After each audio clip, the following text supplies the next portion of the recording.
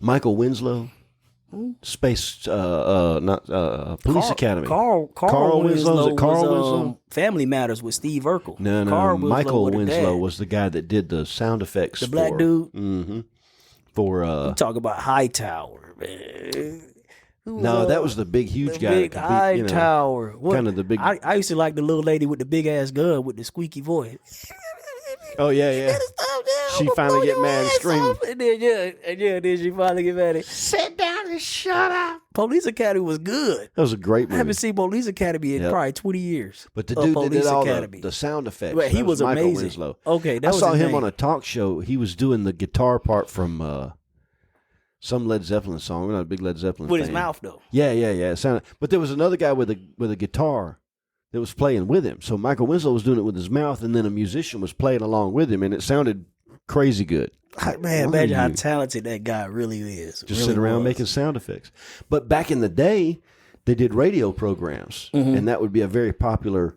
You'd have a sound effects guy that could just make, that'd be a good hustle. Mouth or, good little hustle. They might have some little props or whatever. Like you're gonna have to do a horse clopping, so they maybe have something to clop together. Oh man, whatever, I wanted to talk to you about.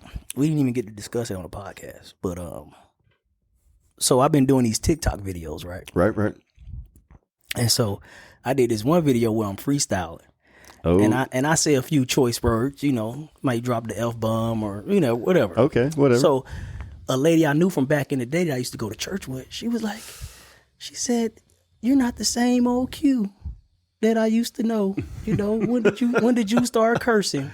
Yes, so I had to really choose my response wisely. Because what'd you say? I'm interested. For one, I respect. She's an older lady. So you have respect for this person. Yeah. Okay. I'm not going to try to be disrespectful to an older South. Not saying that my response would have been disrespectful anyway, but I really want to choose my words carefully. Sure. How I respond. This is somebody you definitely didn't want to offend. No, not at all. Gotcha. Not at all. So, of course, open up with some pleasantries like, "Hey, nice to hear from you, Miss Betty Smith. Hope all is well. Yeah, I have changed. I'm not the same person. It's been probably 15, 20 years since you last met me. And quite honestly, if you haven't changed in 10 to 15 years, you might want to rethink your life." I agree. And then I went on to say like, I use some words that society would deem as bad, but I look at cursing as if I said I wanted you to go jump off a bridge and kill yourself. That'd be a curse to me, not saying the F word. Then I followed it up with, "Nice to hear from you. Wish you the best." That's how my response went. And please continue watching my TikTok. Please. So what'd you think about that? I think that's very good. I think that's a mature way to tell somebody that they're wrong. I wasn't trying to tell her that she was wrong. Or maybe that wasn't my intent to say that you were wrong, but this is how I feel. You can believe how you want to believe. Yeah. It doesn't make you right, though. No, it doesn't make you right. The fact of the matter is, I think a lot of times when you have somebody that wants to control another person's speech, the words that they use, not even the content of what they say, but the actual words that they use to express themselves, that's somebody that feels like they have a right to control you. It may not be a conscious effort to control you, but that's the whole crab in the bucket metaphor. That's people saying, "Hey, you must do it the way we've always done it. In our tribe, this is the way we do it. Right. We pierce our left ear and not our right ear, because if you pierce your right ear, you're gay." What? Whatever. We used to believe that, though. Like, if you pierce the wrong ear, like, that dude's gay. You got the wrong ear. God forbid you had both ears pierced. That was definitely gay back in the day. And now we don't even care if somebody is gay. We're like, okay, you're gay. You're gay, all right, whatever. I mean, big deal, You stay on that side of the, whatever. But the Mason-Dixon. I think those are ways of, all right, so we've talked, I think, early in the podcast, I mentioned the word fanny. My wife wears a fanny pack, right? Fanny. And if you said the word fanny here in the United States, it would be a cheeky way of saying, but it'd be like saying booty, right? Booty, fanny, fanny. Check out that fanny, look at that booty, whatever it is. It might even be less offensive than fanny, right?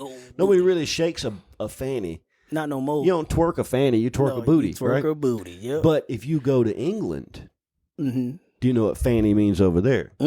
Is it? It ain't booty no more. It is not booty. Mm. It is not far from booty. Mm-hmm. And sometimes it rhymes with wussy. Okay, I'm picking up what you put down. Yeah, In England, saying fanny a is slang the same for a thing as, woman's genital. yeah, slang, there you go. It's Slang the- for a woman's. It that's- would be a the slang same as saying for pussy in the woman's- United States. It would Correct, be that much. correct, you're But here fanny. you say fanny, and it doesn't mean that. But when they crossed the water, it became your booty. So it's the exact same word, right? Mhm. So the word itself doesn't have any power. It's the interpretation of the word. Interpretation. And that interpretation is filtered through a tribe. As Americans, we think it's okay, and as British people, it's a not a curse word, but what would you call that? A curse word? Whatever. Certainly vulgar. They would consider it vulgar. Whereas here, we might at most it would be cheeky. There are people here named Fanny. Imagine if you Fannie named your kid Mae. Pussy. What's your daughter's name? I named her Pussy. I named her the pussy. I mean, we did have a James Bond movie, Pussy Galore, right? That was a character in a James Bond movie. Remember that? Pussycat. Or damn, was it Pussy Galore? Was that the name in the? Pretty sure her name was Pussy Galore. Yeah, because they spoofed it on Austin Powers. Can't remember what they called. There was a character that was analogous of Pussy Galore, and I can't remember what they called it. But but my point being, the word itself doesn't mean anything. Do you know where the word fuck came from? F-U-C-K, for unlawful carnal knowledge. That was the name of the actual crime of adultery back in early colonies. The crime, as it was written down, was unlawful carnal knowledge. You had unlawful carnal knowledge of your neighbor's wife. And for that, you'd be placed in the stocks. And on the stocks... is a damn thing where you... Yeah. And on the stock would be carved what it was that you did. Well, like a public shaming. Exactly. And people would, come by and shame you and throw rotten eggs at you. And, it'd be pretty bad. Plus, you're bent over in a stock all day, which must kill your back, So... That's for... But instead of carving... doing your neighbor's wife? Yeah. So instead of carving for unlawful carnal knowledge, they would just abbreviate it F-U-C-K. And therein comes the word that our tribe now... He's a motherfucker. But if you went down to a non-English speaking country that had never, whatever, and you said the word fuck, it doesn't carry anything in and of itself. It's just the interpretation within that society. So for me, when I curse, often it's because I am sending a clear signal that I don't consider myself to be subject to your social rules. Correct. If you are the type of person who believes that you can control the we're not talking about the contents of my speech. We're talking about the physical words that I use. Content of speech is differently. If I were out there saying, we should, I'm trying to, whatever, we should still have slavery. If I was that kind of a, whatever, a person, okay, well, then now you should come up and say something to me about it. What the hell's your problem, man? I mean, the content I might of the agree speech. with you on that, depending on the roles. Oh, that's fucked up, man. I'm just saying. I ain't picking none of your cotton, bitch. I'm just saying now. I am way too old to pick your goddamn Shane, cotton. Hey, Shane, I'm sorry, but hey, y'all. Don't whip me, Massa. No, that's terrible. I'm just being silly. Yeah, that's slavery terrible. is horrible, man. It was horrible. That's true. It's also been going on for a long time, and there's been a lot of white slaves out there that's too. A big stain. I'm talking America. Just on America's history. That's a big and I think stain sometimes on we America. forget how recent some of that was. Oh. I mean, I think one thing we just had an election. What, blacks just got the right to vote in 65? I want to say. So I'm not sure. Yeah. I think 65. Yeah. With the Civil Rights Act and all that. Yeah. That's it within like my parents' lifetime. That's within your. When were you born? What year? 71. 71. So not too long after you were born. Not too long after I was born. Shit, we just got the right to vote, Shane. Yep. That is insane. I thought it was before 65. I don't know. I could be wrong, but if it was before it. 65, it ain't too far. I'm not contradicting at all. Yeah. Either way, it was way too. I mean, how you gonna? Not long. Yeah, not long. My parents' life. Yeah, seen it. The courtroom where Oh, now I drew a blank. What's his name? The slave that sued for his own freedom. Oh no, He's from Alabama, and the trial happened in St. Louis. I couldn't tell you, Shay. I might need to go look him Anyway, up. I didn't know we had a slave sue for his own freedom. Slave sued for his own freedom. He lost, but it was monumental because that was the beginning of It said some of the precedents. Yeah, you know who I'm talking about. I'm drawing a blank now. I visited the court. The point that I'm You went to the courthouse in St. Louis. I went to the courthouse in St. Louis where he pled his case. It's recent enough where that courthouse still exists. So you talking what? Late 18, early 19s? When did this case? Probably early 19s. I can't remember. Well, no, Dred the Scott. emancipation. Dred Scott. The Dred Scott case. Yeah. Dred Scott. Yeah, Dred Scott. Okay. That's in. That's only a few generations away, and so I've thought about this an awful lot after the art exhibition. Okay. The Savor Art exhibition that we were a part of, because we did have an opportunity to talk to some young people. And it's interesting the ideologies that they bring out and the questions that they bring up. We didn't agree with a lot of them, quite frankly. Not a but abolitionist communist. Not our abolitionist communist for sure. Yeah, definitely. That's that was a whole different thing. Yeah, that's a whole other thing, man.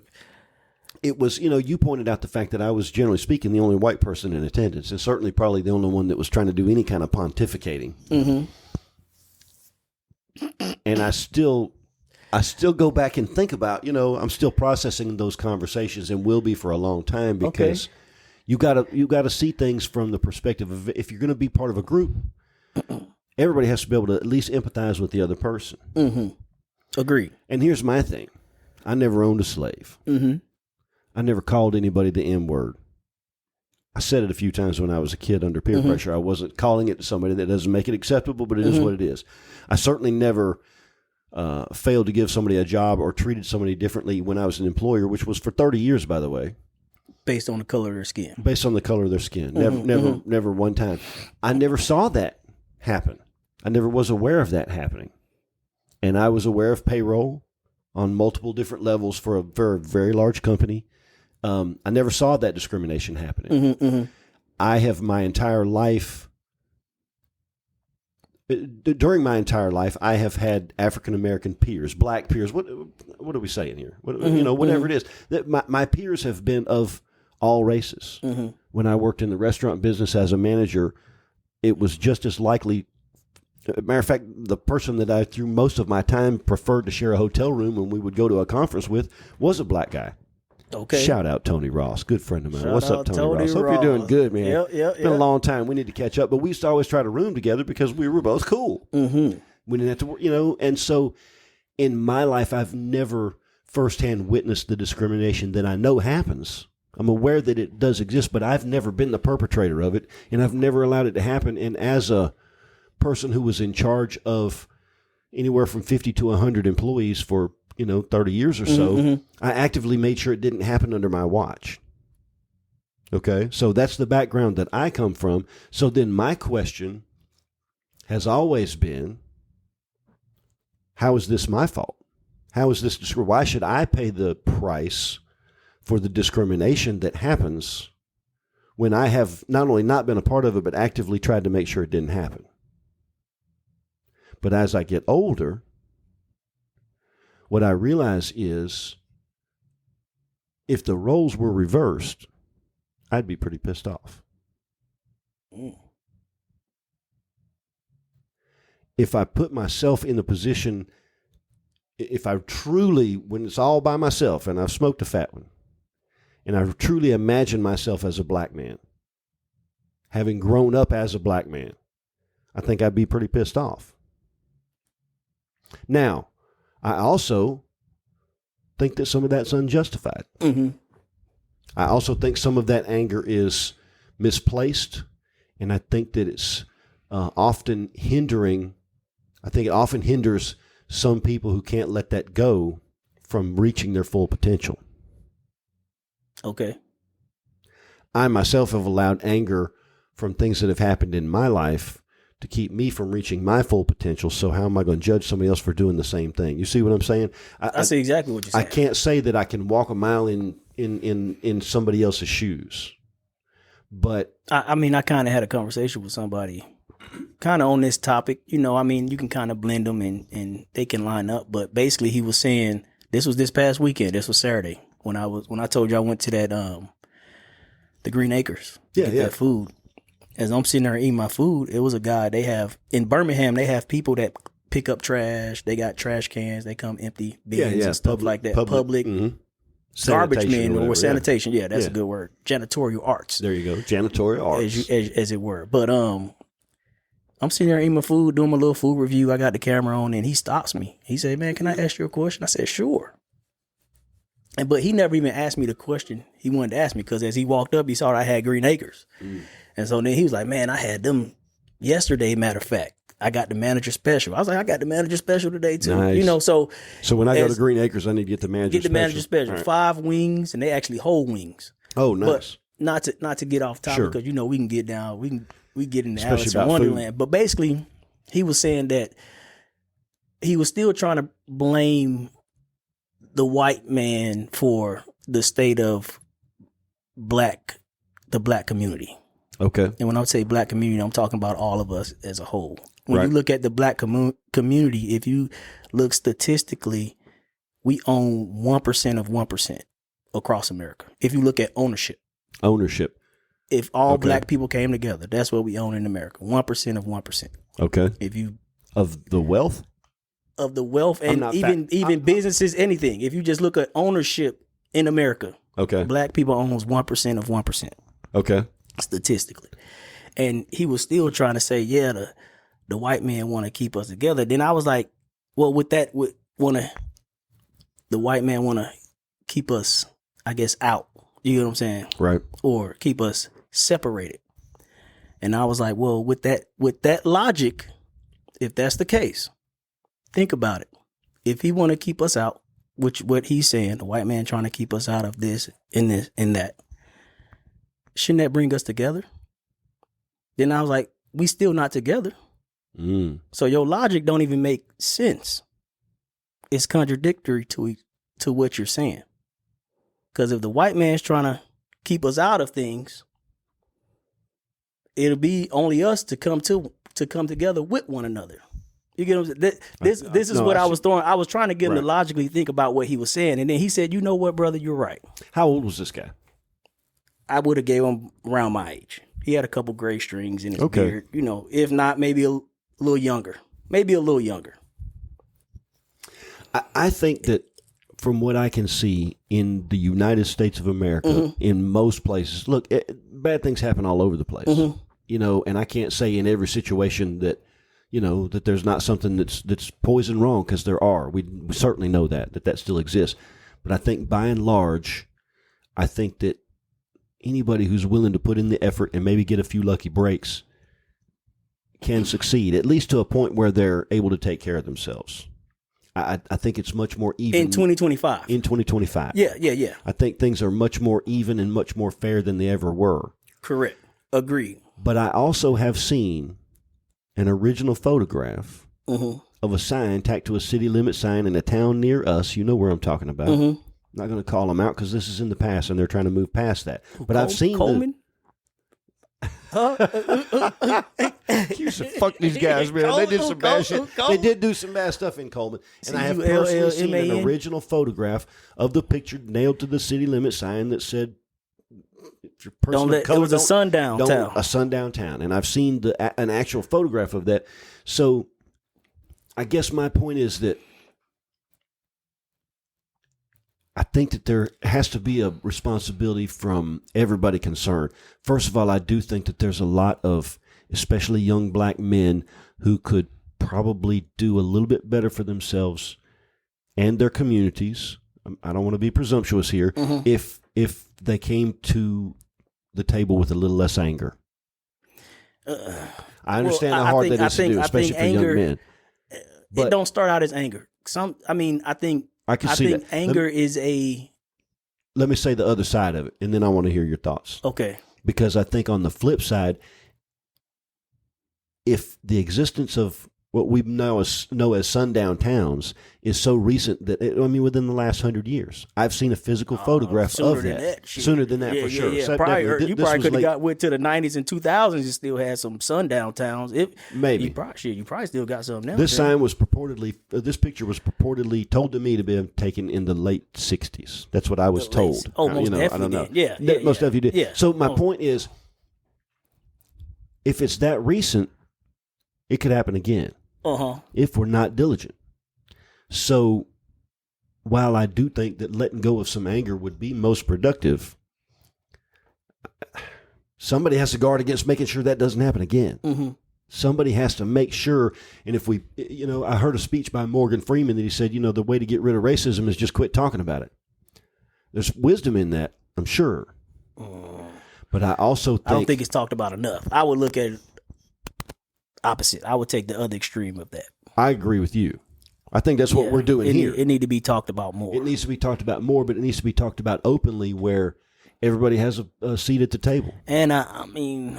Because we got to live in this together. That doesn't mean black people dictating to white people or vice versa. I think apology would go a long way. From America. Not from white people, but from America. I thought we'd done that. When? I don't know.